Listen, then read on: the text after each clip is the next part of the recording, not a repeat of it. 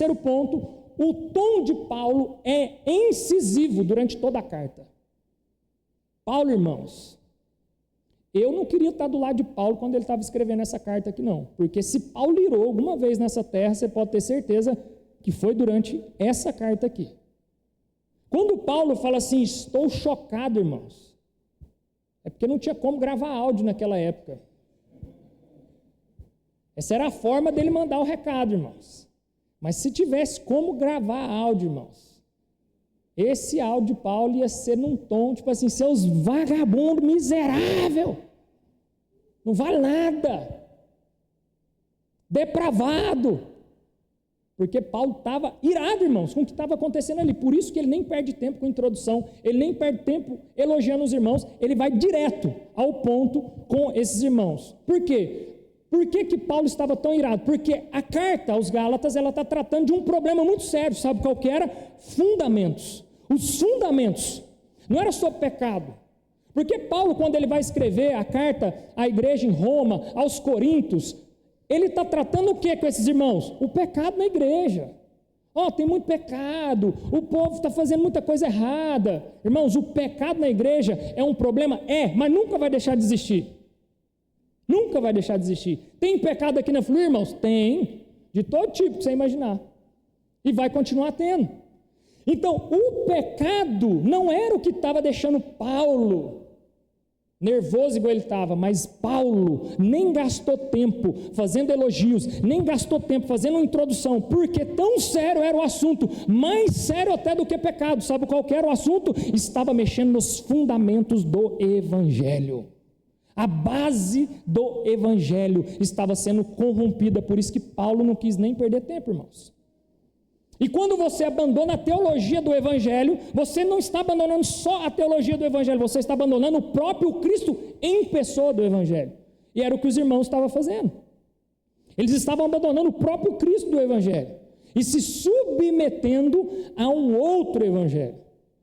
E o problema, irmãos, é que quando você se submete a um outro Evangelho, você não só está em pecado, você não só abandona Cristo, mas você se torna maldito. O que Paulo vai falar? Anátema. Daqui a pouco nós vamos entrar mais ao pé da letra o que é de fato anátema, mas num resumo geral, numa tradução, anátema é a mesma coisa de falar assim, maldito seja. Então quando você se desvia do verdadeiro evangelho para um falso evangelho, além de você abandonar a Cristo, além de você estar em pecado, você se torna um maldito, amaldiçoado seja. Então, irmãos, esse é o tom da seriedade dessa carta de Paulo aos Gálatas. Mas sabe o que é incrível nas Escrituras, irmãos? É porque as cartas que Paulo estava escrevendo naquelas igrejas, elas se tornam tão atuais para a igreja do dia de hoje, como se Paulo estivesse escrevendo essa carta hoje para a igreja. Porque quando eu olho o comportamento dos Gálatas, me lembra muito a igreja de hoje. Me lembra demais, irmãos, o que nós estamos vivendo como o evangelho nos dias de hoje. E sabe o que Paulo vai falar aqui? Ele vai falar assim, que eles deixaram o evangelho. E essa palavra no grego, no original, significa desertores. Essa é uma linguagem bélica dos soldados naquela época. Paulo gostava muito de usar essas linguagens bélicas, porque naquele tempo era um tempo de conquistas, de reinos, então ele gostava dessa linguagem. E desertor, irmãos, até para o dia de hoje, né? Se você chegar em alguém e falar assim, Mateus, você é um desertor, irmão. Irmão, não tem uma palavra mais séria e mais grave do que essa para você falar para um cristão, você é um desertor. Desertor, irmão, é aquele que deixou na mão todos os seus companheiros. Quando um soldado era considerado desertor, era a maior vergonha que ele poderia ter mediante ao exército, porque ele deixou na mão, ele fugiu, ele largou, deixou os seus amigos na mão. Então essa é a palavra que Paulo está falando aqui, então, que eles são desertores. Isso é um insulto de nível muito sério, o que Paulo está falando para esses irmãos. E aí eu quero pôr aqui nossa primeira citação, pode seguir na sequência, tá? Porque tem muita coisa aí, nós vamos junto aí que vai dar certo, tá? E para ficar bem claro na mente de vocês, irmãos, então o que é o outro evangelho? Vamos ler junto aí no 3? 1, 2, 3, o outro.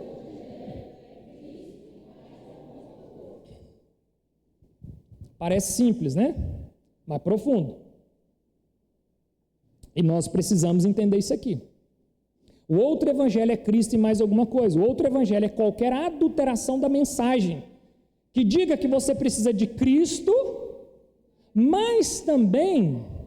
Então, irmãos, toda vez que alguém for falar do evangelho, ou for pregar o evangelho, e ele usar essa temática de que Cristo, mas também, tome bastante cuidado, pode ser o outro evangelho, anátema. Então esse mas, quando ele é acrescentado, quer dizer que quando então Cristo bradou ali na cruz, tetelestai, está consumado. Toda vez que eu coloco um mais no evangelho, eu estou dizendo que não foi suficiente aquilo que Cristo fez por mim e por você. Então nós temos que tomar muito cuidado, porque o mais, irmãos, ele é muito sutil. E aí presta muita atenção no que eu vou falar aqui agora para você não pecar, irmãos. Porque senão você não vai entender. Então qualquer coisa do tipo, Cristo e a oração, Cristo e o jejum, Cristo e o dízimo, é algo a mais que está sendo adicionado no evangelho. Aí você pode estar falando assim, então glória a Deus por isso então. Agora eu não preciso mais dizimar, não preciso mais orar. Pastor, mas isso aí não está nas Escrituras? As Escrituras não falam sobre oração, sobre generosidade, sobre o jejum. Sim, irmãos, mas tudo isso é fruto do Evangelho. Não é uma exigência do Evangelho. Amém, irmãos? Presta atenção, a exigência do Evangelho é Cristo. Cristo é o centro do Evangelho, porque tem muita gente jejuando o dia inteiro para ganhar alguma coisa de Cristo, só que Cristo já deu tudo para ela. Amém, irmãos? Tem muita gente vindo aqui querendo comprar Cristo, eu vou dar a maior oferta da noite, porque Deus vai me prosperar. Cristo e mais alguma coisa. Não, irmão, isso é fruto. Agora presta atenção aqui. Nós somos conhecidos pelos... Toda árvore boa produz bons frutos. A árvore ruim que não produz bons frutos é cortada e lançada na onde? No fogo. Irmão, se você está aqui e você não dá frutos, quais são os frutos aí que nós falamos? Oração, jejum, leitura da palavra, dízimos, ofertas, generosidade. Se você não está dando frutos, talvez você ainda não é um convertido. Talvez você é só um simpatizante com Jesus, irmãos, porque Jesus parece esse cara gente boa, né? Ainda mais depois que você vê The Chosen, você fala assim, esse Jesus é massa demais. Jesus não é gente boa, irmãos, Jesus é santo. Amém? Existe uma diferença entre gente boa e ser santo. A santidade é inegociável. O gente boa, ele até negocia com o pecado. Então, irmãos, nós precisamos tomar muito cuidado com isso, porque o convertido... O cristão que se converteu verdadeiramente, ele não é aquela árvore de Mateus 7, onde João Batista vai falar assim, árvore que não dá fruto, é cortada, já está posto o machado, vai ser cortada e lançada no fogo. Aí depois o próprio Jesus vem capítulos a mais para frente e fala assim, toda árvore que não produz bons frutos será cortada e lançada. Eu e você somos quem? Essas árvores, irmãos. Então nós precisamos dar esses frutos. Os frutos é o que nós expressamos quando nós temos uma vida transformada, irmãos. Agora, se você precisa de alguém te dizendo o tempo inteiro, irmãos, vamos ler a Bíblia, irmãos, vamos vir no culto de oração, irmãos, vamos fazer uma campanha de jejum, irmãos, é necessário que você dê seus dízimos, as suas ofertas. Se você precisa o tempo inteiro de alguém falando isso para você, para que você faça, irmãos, talvez você ainda não é um convertido. Porque o convertido, ele entende que isso é o fruto natural que nasce de um convertido. Alguém aqui, quando vê um pé de manga, sabe aquela época que dá aquele tanto de manga? Você já viu algum pé de manga gemendo para produzir manga? Fazendo esforço para produzir manga?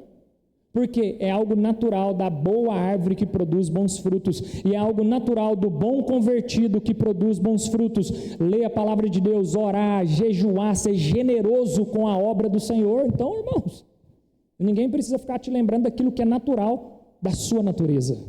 Amém? Então Paulo está combatendo isso com esses irmãos. Por quê, irmãos? Porque esses irmãos, eles estavam se desviando do verdadeiro evangelho. E todo nascido de novo, irmãos, todo nascido de novo, ele vai produzir bons frutos. Agora nós estamos numa geração, irmãos, numa época onde a gente tem muitos adeptos de Jesus. Tem muito adepto de Jesus, irmãos, muitos. Agora nós temos poucos nascidos de novo. Na verdade está se tornando uma espécie cada vez mais rara, né? Achar um verdadeiro nascido de novo. Agora adepto de Jesus, um monte. Por quê, irmãos? Quando há um novo nascimento, ninguém precisa ficar te falando. E 3 erros que costumeiramente são encontrados em igrejas que abraçam outro evangelho. Eu vou projetar aqui, põe para nós o primeiro erro. Solta aí. Primeiro erro que a gente vai encontrar em igrejas que abraçam o falso evangelho, e aí o que Gálatas estava abraçando em algumas igrejas ensina-se implícita ou explicitamente que você é salvo por meio da sua entrega a Cristo e de seu comportamento posterior. Até parece que é uma verdade isso aqui, né, irmãos? Porque a gente até fica em dúvida, realmente isso aqui é uma verdade, né? A minha entrega a Cristo, o meu comportamento posterior. Mas vamos ler aqui o que diz em Gálatas 1:4. O que diz? Vamos ler o 3 primeiro. E todos vós, graça e paz da parte de Deus, nosso Pai, Senhor Jesus Cristo, verso 4, que se entregou voluntariamente pelos nossos pecados. Quem se entregou, irmãos? Foi Ele. E mais uma vez, nós precisamos abandonar aquele velho hábito que nós temos de falar assim: eu aceitei Jesus. Irmão, você não aceitou nada, foi Ele que te escolheu, foi Ele que te aceitou, pecador, miserável, corrupto, depravado, ainda assim Ele falou assim: eu te aceito. Então, irmãos, é Ele que se entregou por nós, não é o meu mérito, não é pelo que eu fiz, não é pelo meu comportamento, não é pela minha atitude, porque foi Ele que se entregou por mim. Amém, irmãos? E automaticamente, então, o meu comportamento vai gerar frutos. Segundo ponto, coloca para nós. Não, volta lá, segundo ponto. Tem outro aí antes? Não, vocês estão lá no final. Pode deixar sempre aberto aí, não precisa ir nos textos bíblicos, porque senão vai toda vez ter que voltar. Volta lá, segundo isso, passa isso. Segundo. Dá conta aí, eu creio. Segundo, irmão, estava lá nele. É isso, vamos fazer assim, para ninguém perder a concentração, não tira da tela hora nenhuma isso aí, vocês vão só seguindo, tá bom? Porque se vocês ficarem dando alt tab aí, vai toda vez voltar no começo. Em algumas igrejas ensina-se que não tem muita importância aquilo que você crê, desde que você seja uma pessoa amorosa e boa.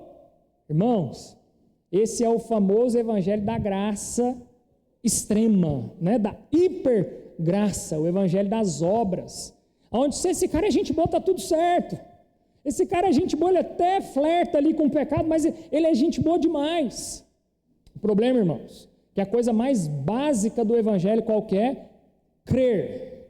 Nós precisamos crer que fomos salvos exclusivamente pela ação da graça de Deus em nós, e essa ação da graça de Deus em nós me faz querer me tornar cada vez mais a imagem e a semelhança do meu Criador, que é santo, santo, santo, e é isso que eu estou tentando me tornar. Amém, irmãos? Então aquilo que você crê está totalmente ligado à sua conversão. Você precisa crer, somente crer. Terceiro ponto. E pasme, irmãos, até nos dias de hoje ainda existe esse terceiro ponto aí. Coloca aí para nós. Em igrejas intolerantes, pequenas diferenças de vestuários e costumes tornam-se exigências extremas para aceitação e salvação. O Andrezão não está aqui hoje porque ele está pregando, mas imagina o Andrezão chegando numa igreja dessa aí. Tem tatuagem até na nuca, todo doidão, aquele jeito dele. Imagina, irmãos, legalismo, né? O legalismo religioso é o extremo. Então Paulo está combatendo esses extremos, irmãos. Nem libertino, onde está tudo bem, igreja do amor, né? Tá tudo certo, nós amamos, tá tudo uma bênção, não tem problema, não é gente boa esse cara. E nem o outro extremo, onde a gente tem o legalismo, onde a gente julga as pessoas pela sua postura, pela sua vestimenta, pelo seu comportamento. Quem transforma, irmãos? Paulo vai dizer assim, a Bíblia vai dizer que Paulo plantou, Apolo regra, mas o crescimento quem dá é o próprio Espírito Santo. É no tempo dele, na hora dele, o próprio Espírito Santo vai pegar de jeito esse irmão e vai transformar. Agora a gente tem que tomar muito cuidado com o legalismo, com a justiça própria. Eu sou melhor do que ele porque ele faz isso. Não, irmãos, você é tão ruim quanto esse irmão também. Amém? Solta para nós aí a próxima citação.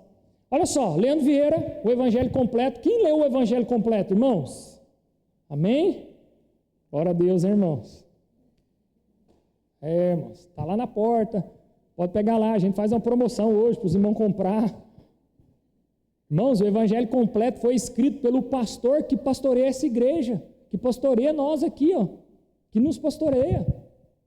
Então nós precisamos ler, irmãos, tá? Leandro Vieira gastou aí 20 anos da sua vida escrevendo esse livro aí, para a gente ter algo mais mastigado. Então vamos ler. O outro evangelho, qualquer tentativa de adulterar do conteúdo da mensagem, então esse é o outro evangelho, seja para perturbar a liberdade dos santos, seja para perverter os padrões de santidade, acrescentar exigências ou remover padrões, altera por completo a natureza do evangelho. Lembra?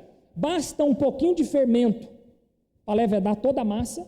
Então só um pouquinho, irmãos, só um pouquinho de alteração por completo vai alterar a natureza do evangelho. E abandonar a teologia do evangelho é abandonar Cristo em pessoa. Então nós temos que tomar muito cuidado, irmãos, porque às vezes a gente, não, mas é só um pouquinho aqui, é só um negocinho ali. Não, irmãos, um pouquinho de fermento leveda toda a massa. Um pouquinho só, irmãos. Então nós é nem mais nem menos, é o evangelho puro como ele é, isso que nós devemos seguir. Vamos comigo aí no verso 7, para a gente ir avançando, né, verso a verso. Já fomos no 6, vamos no 7, que na verdade não é o evangelho. O que acontece é que algumas pessoas vos estão confundindo com o objetivo de corromper o evangelho de Cristo. Irmãos, Paulo aqui, ele estava tão irado e com tanta pressa que os irmãos recebessem essa carta, que quando ele põe aí corromper, que é igual a perverter, ele está falando de dar meia volta. O sentido original dessa palavra é dar meia volta. O que ele está querendo dizer? Que esses irmãos estão fazendo com que os gálatas, que estavam indo para o caminho certo, dê meia volta e comecem a ir para o caminho errado. Então quando ele fala de outro evangelho, né, no verso 6, depois ele até corrige no verso 7 e fala assim, não, e nem é outro evangelho, porque não há outro evangelho.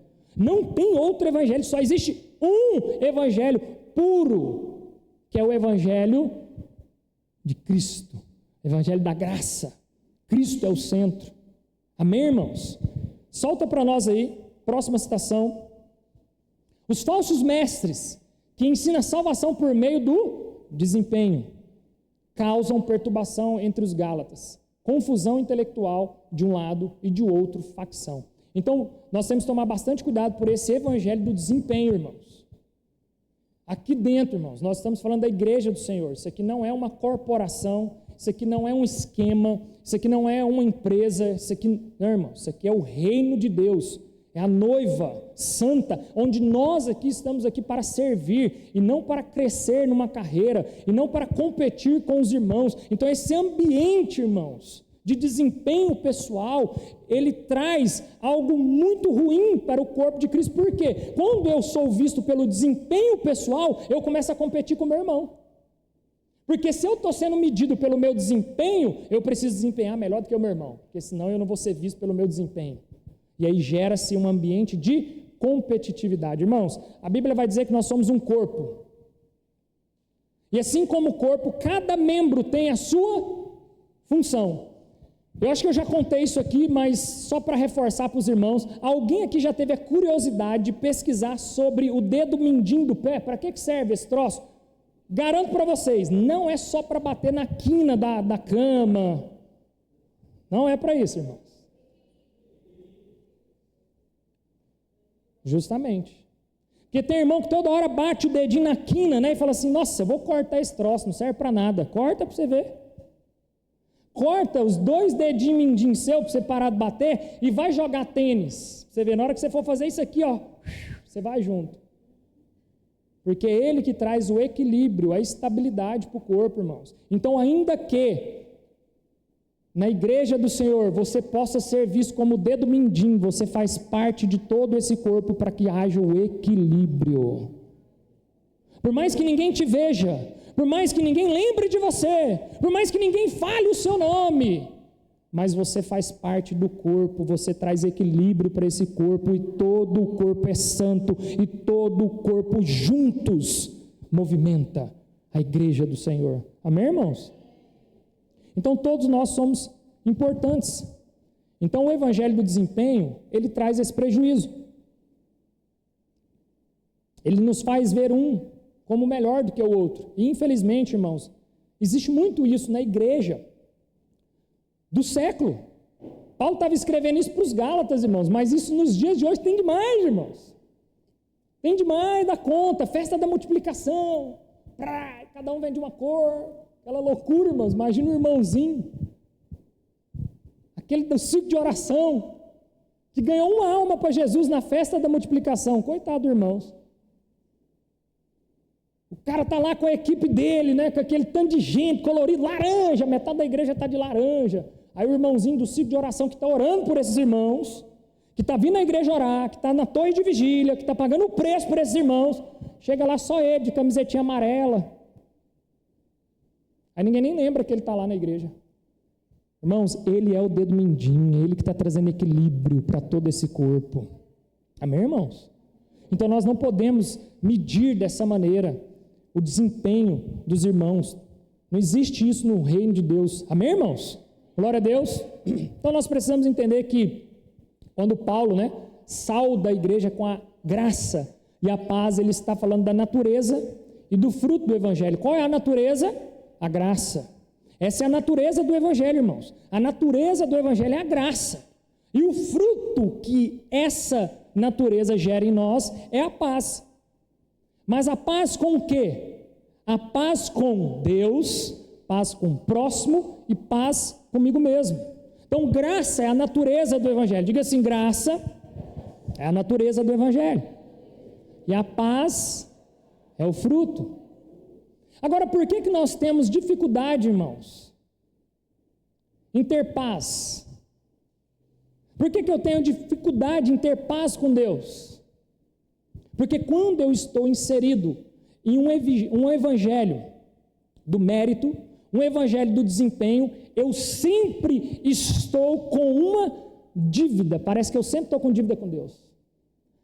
Quando você está no evangelho do desempenho, irmãos, presta atenção nisso aqui, que isso aqui vai matar charado na sua cabeça. Semana que você ora pouco, aí você fica mal com Deus, fala assim, nossa, eu não orei nada essa semana.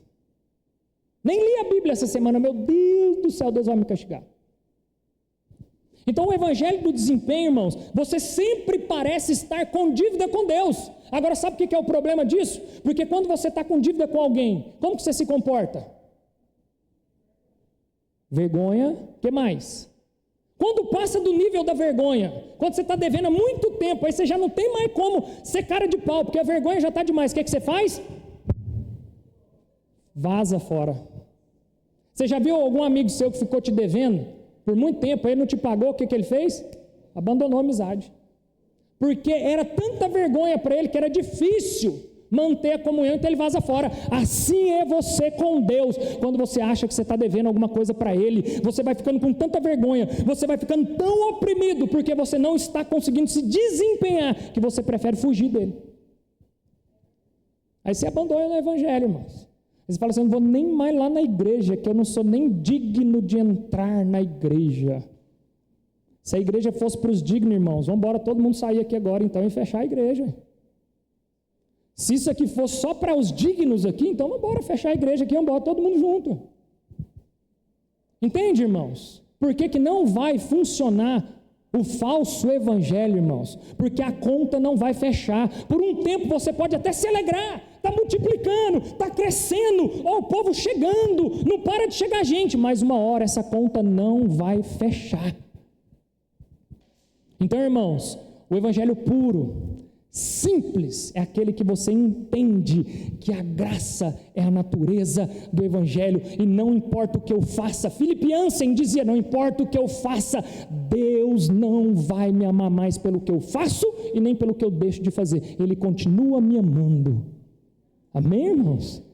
Até porque se Deus fosse medir eu e você pelo nosso desempenho, irmãos, estaríamos todos condenados ao fogo do inferno, à morte eterna, porque eu e você talvez nunca conseguiríamos nos desempenhar a ponto de sermos merecedores.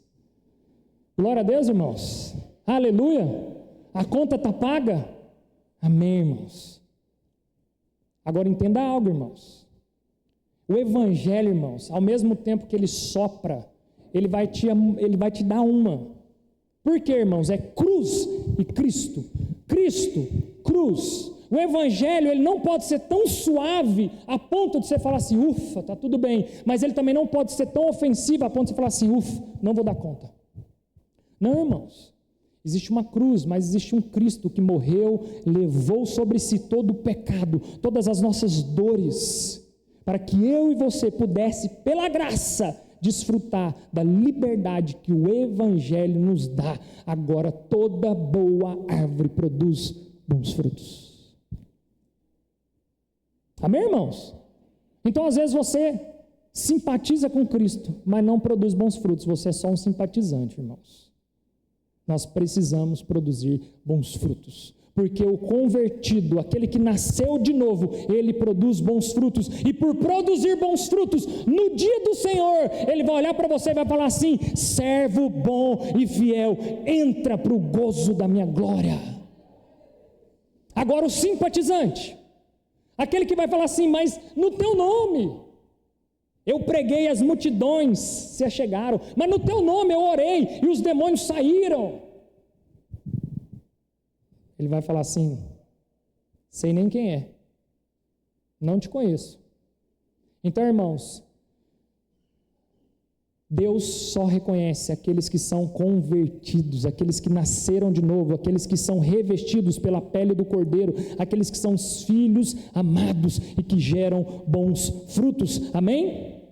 Glória a Deus. Então nós precisamos, irmãos, entender que quando acontece algo de ruim, nós temos também que tirar esse pensamento da nossa cabeça. Às vezes acontece, esse é o prejuízo do falso evangelho, irmãos. Essas são as marcas de um falso evangelho no meio do povo de Deus. Porque acontece uma tragédia, igual aconteceu lá no Rio Grande do Sul, aí tem um monte de cristão falando assim, a mão de Deus pesou sobre o povo. Irmãos, até caberia, mas vamos entender de fato a lógica por trás disso, porque tem muitas coisas que a gente vai se questionar, e aí o falso evangelho vai dar base para a gente caminhar para um lado errado.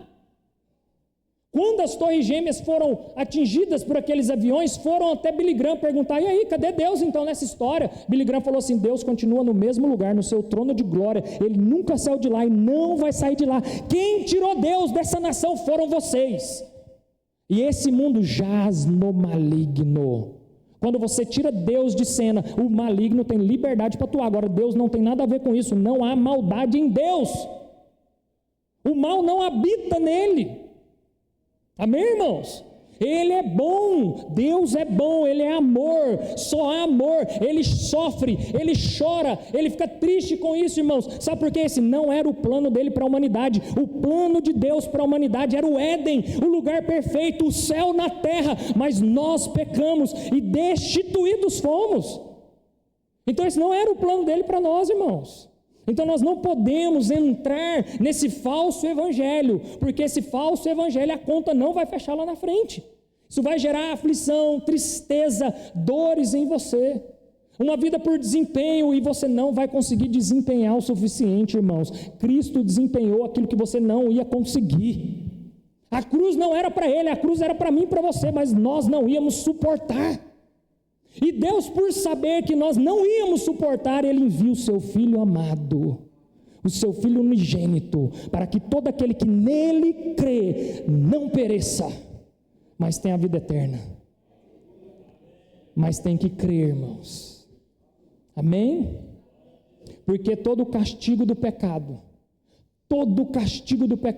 a ira de Deus foi lançada sobre Cristo. Amém? Principais características dos falsos mestres, colocam aí para nós: perturbar a igreja e modificar o evangelho, irmãos. Então essas são as principais características do falso evangelho, daqueles que propagam o falso evangelho. É perturbar a igreja, irmãos. Isso traz perturbação para dentro da igreja, e eles modificam o evangelho. Põe a próxima citação para nós, para dar uma acelerada aqui. Adulterar, olha isso, irmãos, adulterar o evangelho implica perturbar a igreja. Não se pode trocar o evangelho e deixar a igreja intocada. Não tem como você tocar no evangelho, eu vou modificar o evangelho, sem tocar também na igreja, porque a igreja é criada e vive pelo evangelho. Nosso companheiro John Stott.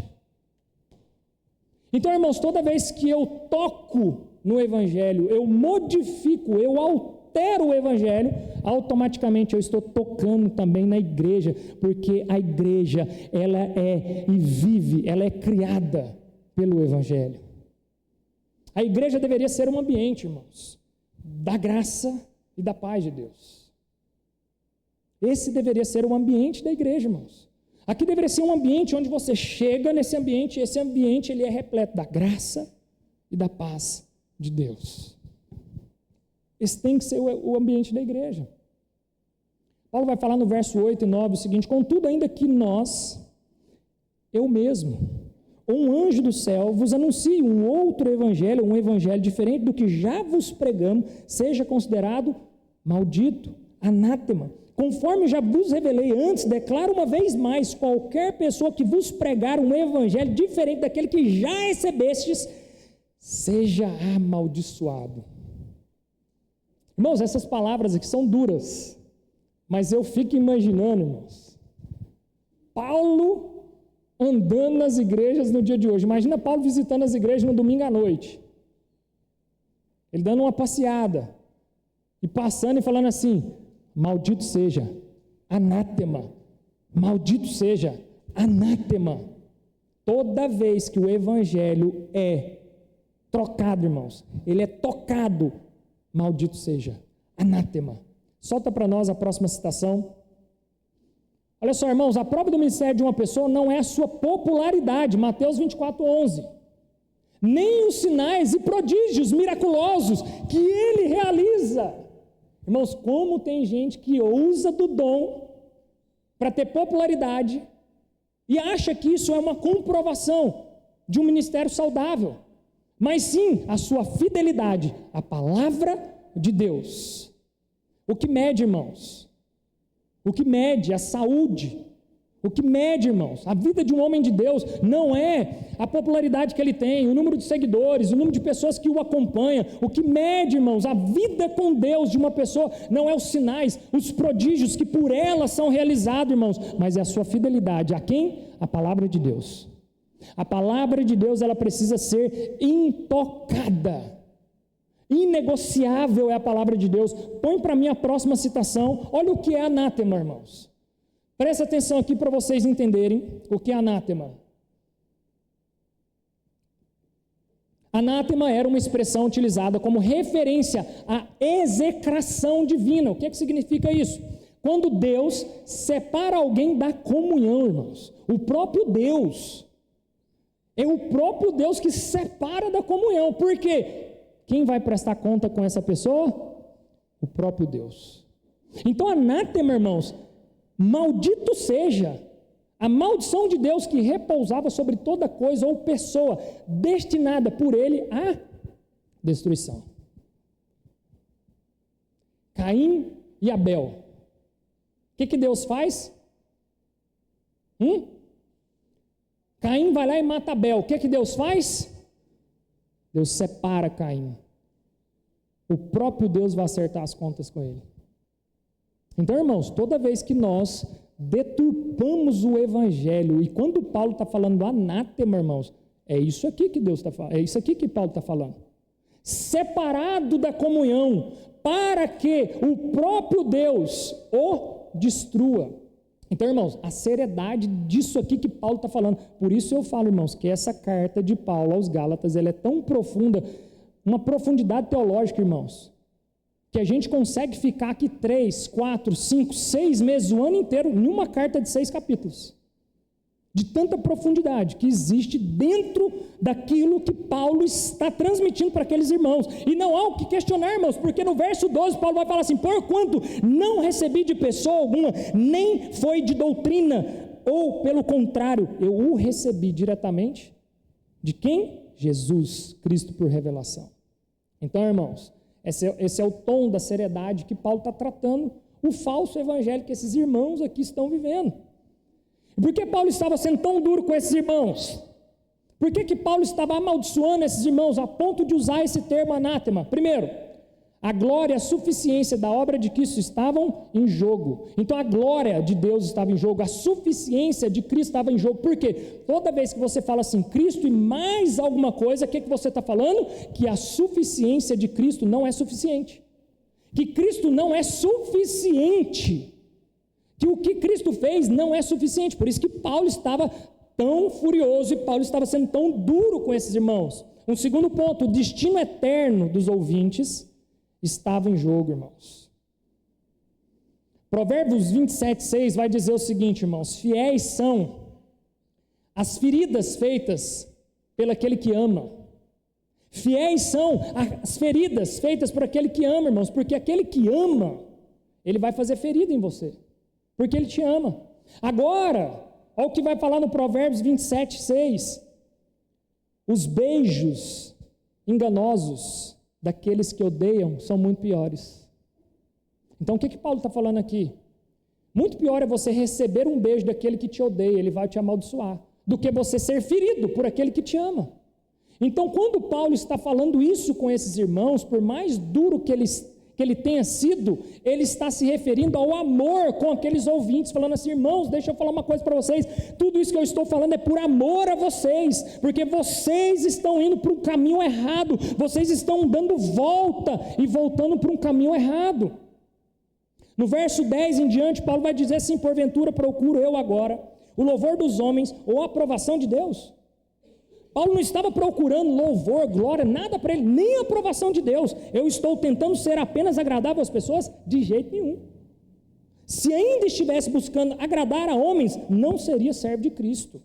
Ou seja, Paulo não estava buscando a aprovação de ninguém, irmãos. Paulo não estava buscando ser agradável a ninguém, ele estava sendo fiel ao Evangelho.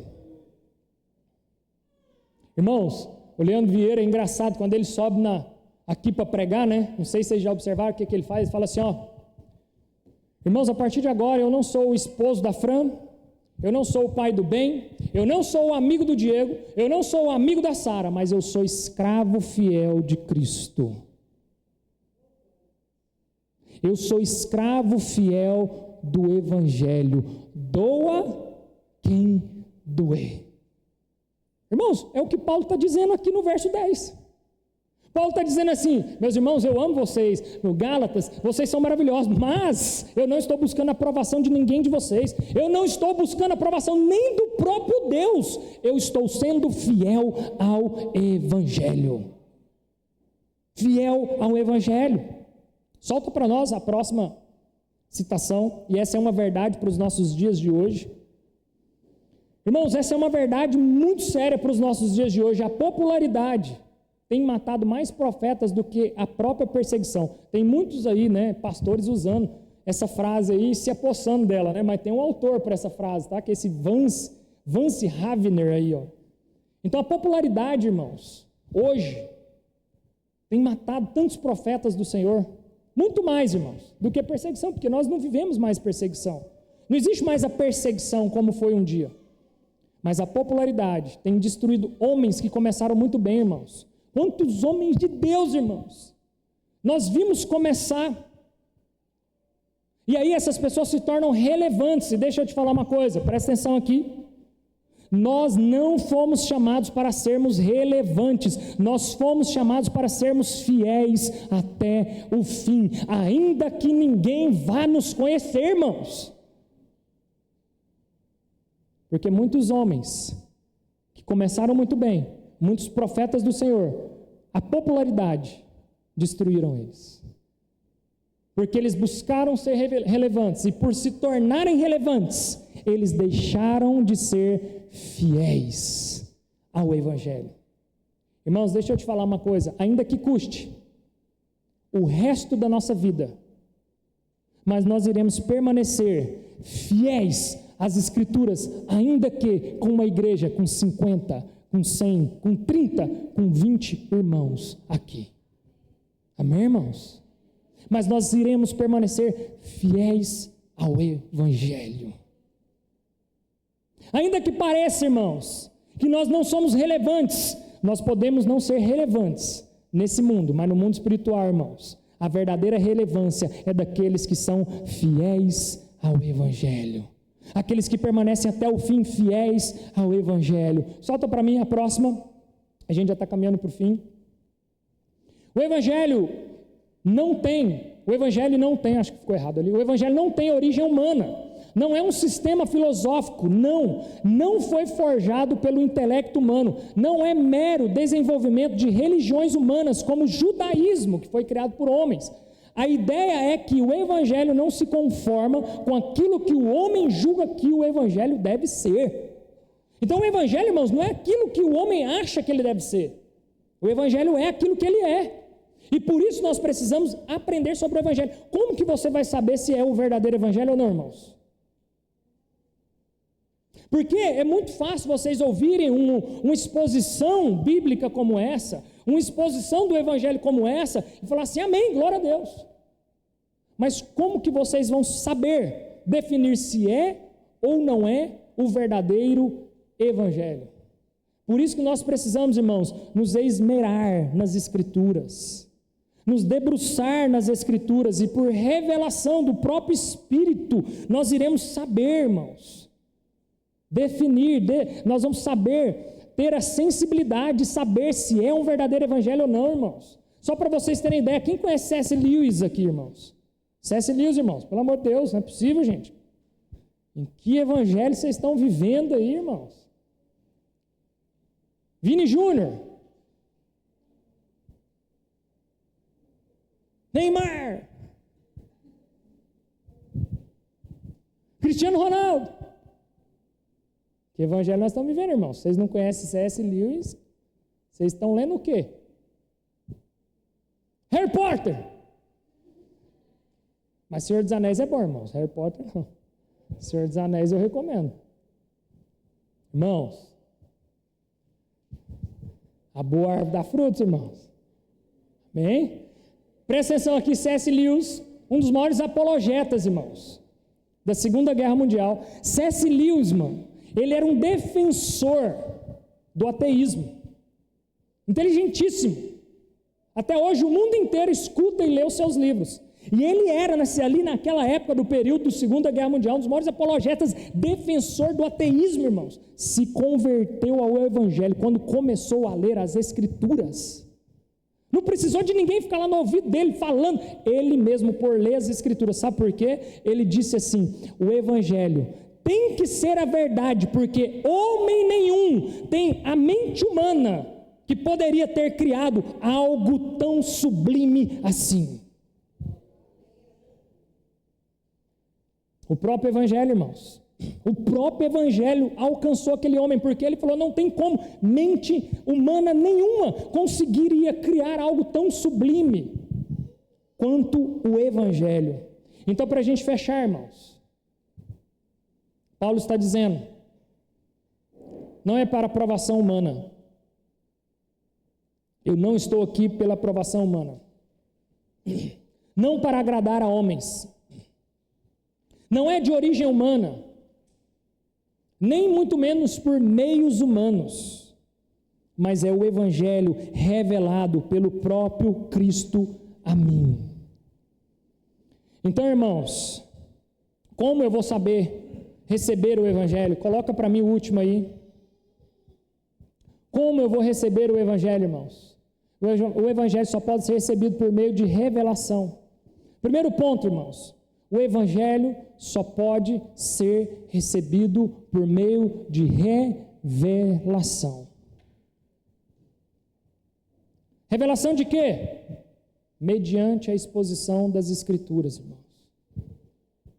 Amém, irmãos? Glória a Deus. O Evangelho, ele é a revelação de Cristo por meio das Escrituras. Então, irmãos, não deixe de ler. Não deixe de buscar a face de Deus através das Escrituras. Seja apaixonado nesse livro aqui, irmãos. Ainda que seja difícil. Atos 2,42 fala que os irmãos perseveravam. Eles perseveravam, irmãos, eles perseveravam. Irmãos, nós vivemos numa época onde nós perseveramos para tanta coisa. É tanta coisa que a gente persevera.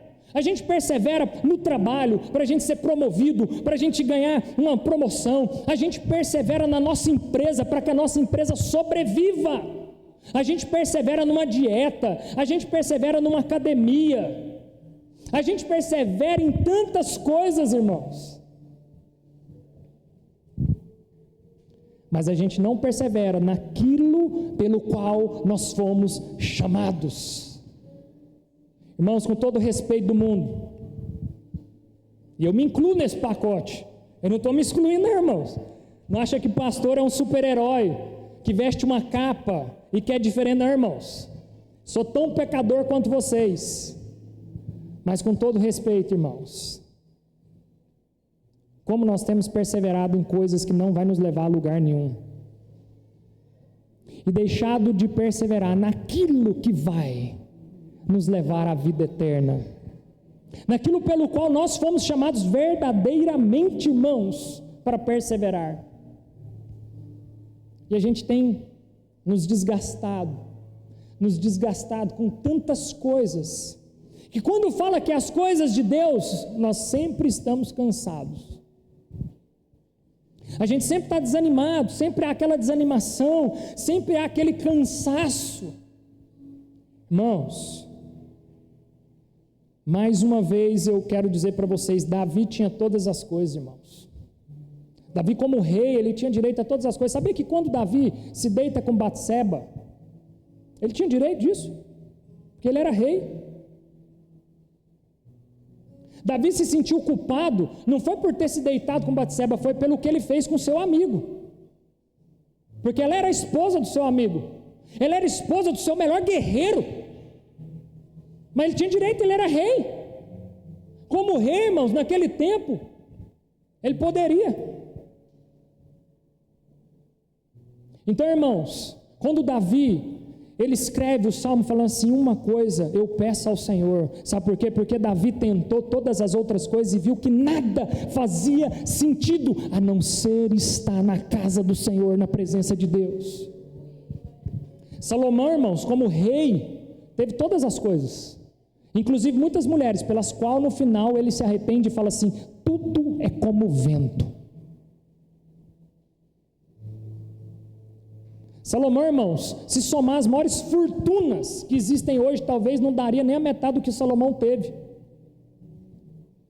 Ainda assim, no final ele fala, tudo é passageiro, tudo é como um vento, de nada vale. Então, irmãos, o meu convite para você nessa manhã, nós estamos nessa série, não é à toa, irmãos, não é à toa que nós estamos aqui perseverando no Evangelho. Ainda que nós vamos levar uma vida inteira e ter uma igreja com 30, 40, 50 pessoas, mas nós seremos fiéis até o fim ao Evangelho. E o nosso papel aqui como ministros do Senhor é ensinar vocês a discernir o que é o verdadeiro Evangelho, porque se algum dia aqui em cima desse púlpito for pregado algo que não é o verdadeiro Evangelho, vocês têm que ser os primeiros a erguerem a mão e dizer assim, anátema, malditos sejam. Amém, irmãos? Porque esse era o desejo de Paulo para aquela igreja. O desejo de Paulo era, irmãos, eu estou aqui por amor a vocês, eu estou aqui alertando vocês por amor a vocês, não por interesse pessoal. Eu não estou aqui para agradar pessoas, eu não estou aqui para agradar nem a Deus, mas em defesa do Evangelho. E é isso que nós devemos fazer, irmãos. como cristãos. Eu não tenho a envergadura do que o pastor Leandro Vieira tem, irmãos, mas eu faço dele as minhas palavras, porque aí é dele, né? A envergadura, eu ainda sou um menino na fé comparado a ele, um pigmeu na fé, né? Comparado a um homem como ele. Mas não aceite o falso evangelho na sua vida, irmãos. Não aceite o falso evangelho. Corra, fuja o máximo que você puder de qualquer vã doutrina, falsa doutrina que não seja o verdadeiro evangelho, onde a graça é o centro e o fruto é a paz. Irmãos, você precisa estar em paz com Deus. A única forma de você estar em paz com Deus é sabendo que você não deve nada a Ele, irmãos. Tem coisa melhor do que isso? É você saber que você, por mais devedor que você seja, a conta está paga. Por mais pecador que você seja, irmãos, e continuaremos sendo, mas eu caminho rumo ao alvo, e ainda que pecador, eu estou avançando na medida da estatura da varonilidade perfeita. A santidade, ela é evolutiva na minha vida, e eu estou evoluindo como um crente, um cristão convertido, um nascido de novo. Estou cada dia mais próximo à semelhança do meu Criador, dando frutos e buscando ser santo. Amém? Eu quero orar com vocês, coloquem de pé, vamos orar.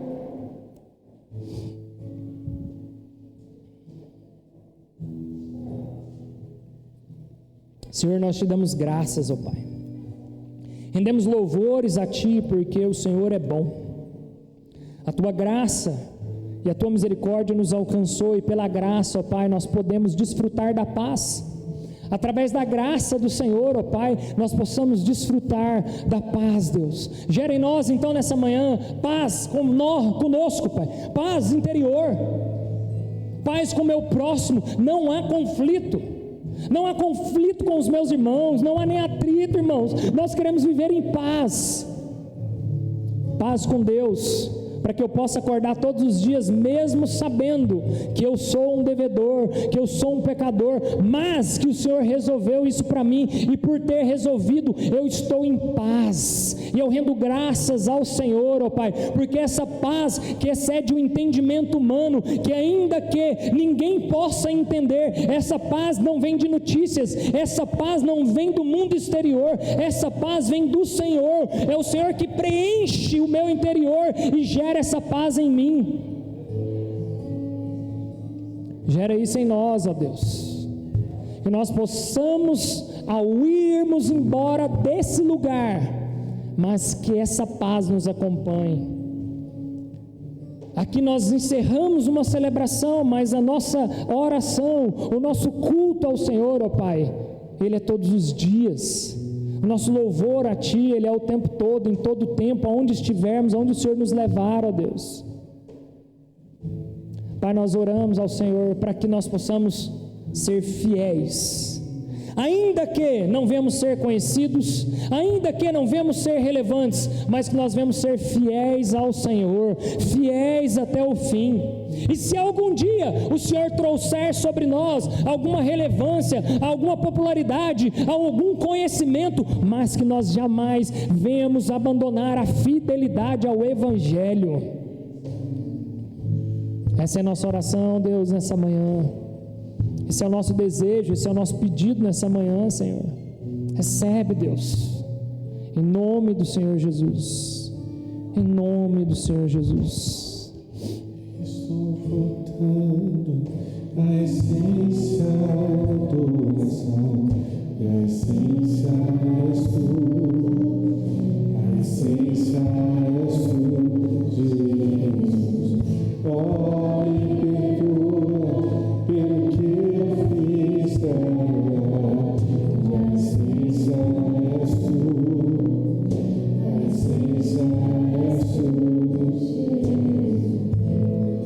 Quando a música escurece, o resto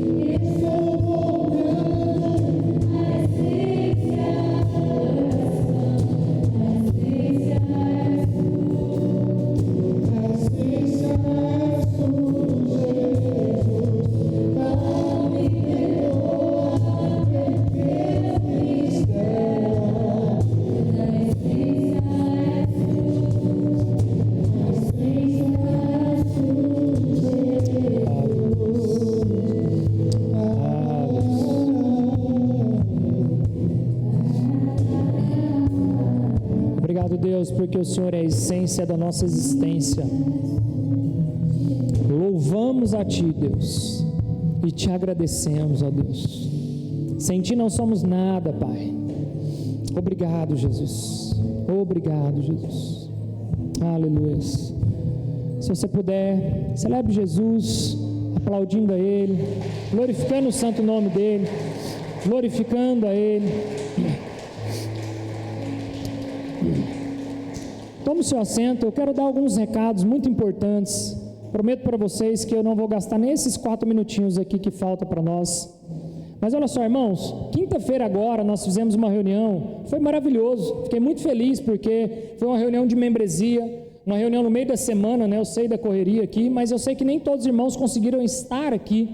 Mas você que não conseguiu estar aqui na quinta-feira e quer servir na igreja, em algum departamento, em alguma área na igreja, mas você quer servir na igreja, eu vou deixar lá no fundo, aqui está então todos os departamentos, todas as pessoas aqui que deram o nome. Você pode colocar seu nome em vários departamentos, não tem problema, porque depois nós iremos em conselho, né, reunirmos e organizar isso aqui. Então vou deixar, Flávio, pega aqui, você vai procurar o Flávio lá no fundo, você que não estava aqui na quinta e quer servir a igreja local. Então escolha lá o departamento onde você acha que mais te agrada aí, coloque o seu nome e venha servir junto conosco, amém? Glória a Deus, precisamos de você nos ajudando, cooperando nessa obra. Solta para nós aí, Pedro, os recados que eu tenho para dar. Eu sei que dia 20, né, tem nossa, tá chegando, gente, hoje é dia 8, dia 8, dá o quê? Dá sábado que vem isso aqui? Não, né? Sem ser nesse no outro, daqui 2 sábados então, está chegando. Se organize, irmãos, para estar com a gente. Sempre é muito bom essa festa, a gente faz aqui, é sempre legal para trazer convidados, amigos. É um tempo de muita qualidade, um tempo muito bom que a gente tem aqui. Então olha só, quem quiser ajudar, ser voluntário, esses dias o pessoal estava perguntando como que faz para servir, para ajudar. Entra aí no grupo que eles já estão organizando, inclusive está bem próximo. Então quanto mais mão de obra tiver aí, melhor vai ser, tá? Então já coloca na sua agenda, sem ser nesse sábado, próximo no outro. Então nossa festa aqui, essa festa se arraiar nossa aí, tá bom? Pode passar mais um para nós. Irmãos, nós estamos reformulando agora todos os Fluir nos Lares, inclusive a partir da reunião de quinta, agora a gente vai ter, né, a organização de datas. A gente sempre vai colocar aqui com as datas que vai acontecer os Fluir nos Lares. É importante que vocês participem, é uma bênção participar do Fluir nos Lares. E o Fluir nos Lares também agora ele vai ser uma extensão de discipulado e cuidado dos irmãos, tá? Então nós preparamos já um material, preparamos um discipulado para discipular os anfitriões e os anfitriões discipular ali o seu próprio Fluir nos Lares, amém? Passa para nós. Sala de oração não vai ter agora nas férias, então pode passar, a gente não vai ter agora durante esse período. Irmãos, dízimos e ofertas, você já sabe, né? É um fruto, então foi mais do que bem já ministrado aqui ao seu coração. Então faça aí, conforme você tem esse entendimento, essa compreensão, que você como nascido de novo, né?